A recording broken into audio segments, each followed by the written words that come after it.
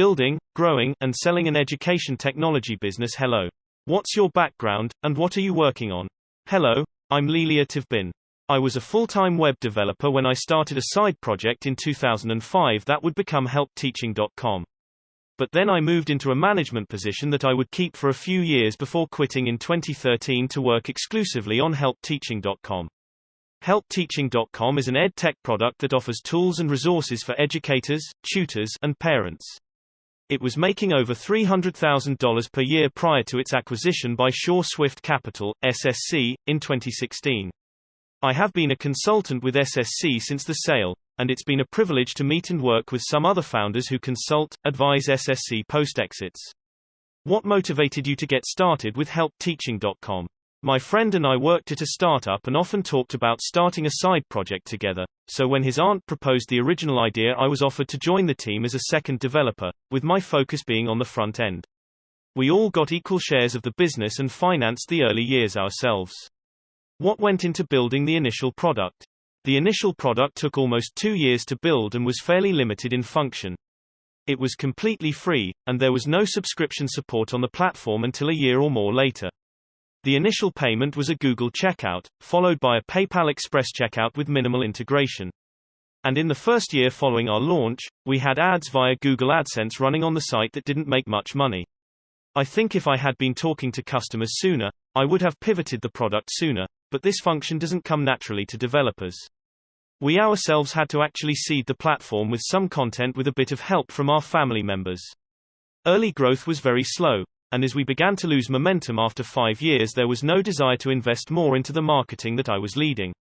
I bought out 2 of my original co-founders in 2011 and brought in a new technical partner to lead further development of the platform I had big plans for.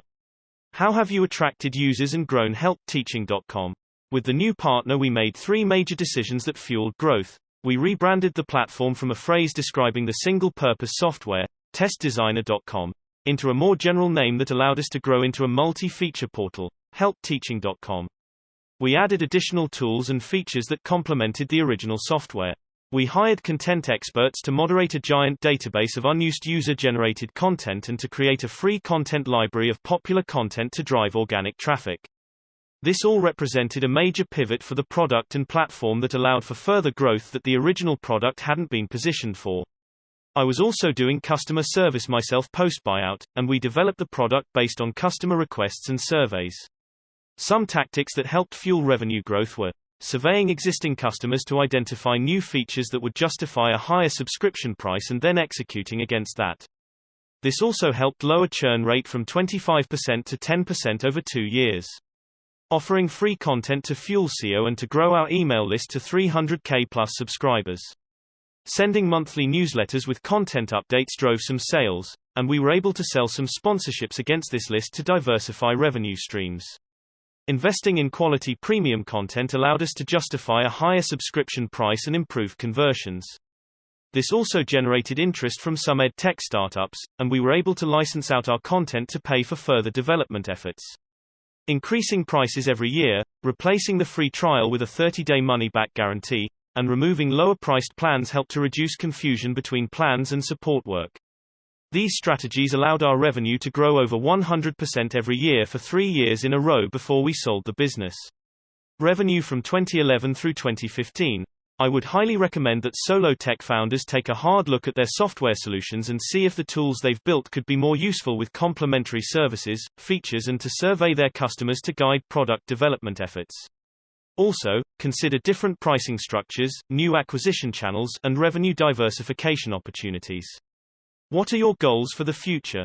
One of the reasons my partner and I sold helpteaching.com was to start investing more time in another side project, bigmailer.io. We built an in-house email marketing platform that we wanted to package into a standalone product. Bigmailer.io was in private beta for over a year and has now been live for a couple months. It's an ambitious product, from a technical architecture point of view, in a very competitive space, so my partner and I have our work cut out for us. What are the biggest challenges you face? And obstacles you've overcome? The initial team of founders never formally defined roles and responsibilities to the business, so eventually it became a point of tension. Co-founder agreements are a must. I would also never outsource the support function on any early-stage business I own. Founders need to do it to understand their product's weaknesses. I think if I had been talking to customers sooner, I would have pivoted the product sooner, but this function doesn't come naturally to developers. Lastly, the initial team of founders discussed changing the original product name, which we knew was weak, but we just never moved forward with it. I would suggest founders to not hesitate with rebranding because it's really not that big of a deal as long as you can find a good, or at least better, domain name for it. I would suggest searching on NameJet for suitable, soon expiring, domains. You might just find your jewel there. Have you found anything particularly helpful or advantageous? I was very far from a subject matter expert, SME, of the business. I was just a developer with some self-learned business skills. This responsibility always fell to one of the original founders. After the buyout of original founders, I had to learn so much about the space, competitors, and customers in order to identify the pivots and expansion opportunities. Unless a product software is very technical in nature, partnering with an SME who has a good understanding of the industry and space can be of huge value. Without an SME, you have to be prepared and willing to learn a lot yourself.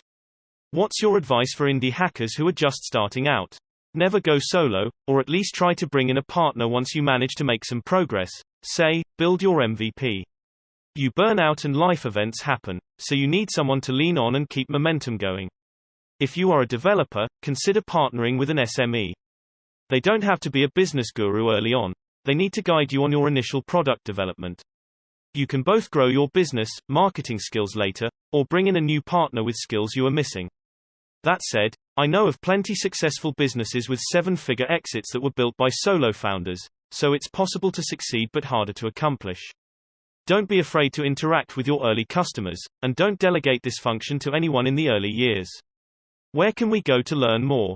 I am new to IH community but look forward to sharing links or info on my experiences, tools, and resources. If anyone wants to learn more about bigmailer.io, email marketing tools, or my experience selling helpteaching.com, please post your questions below. Happy to connect on Twitter. Lelia Bin, co-founder of helpteaching.com, want to build your own business like helpteaching.com? You should join the Indie Hackers community. Hugging face, we're a few thousand founders helping each other build profitable businesses and side projects. Come share what you're working on and get feedback from your peers. Not ready to get started on your product yet? No problem. The community is a great place to meet people, learn, and get your feet wet. Feel free to just browse. Courtland Allen, Indie Hackers founder. Disclaimer. I wanted to record Indie Hacker interviews so that I would be able to listen to them as I drive or work out. I do not own this content, so please support the Indie Hacker community by reading the original interview via the link in the description. And if you're interested in joining an incredible community of entrepreneurs working to build online businesses, I can't recommend checking out indiehackers.com enough.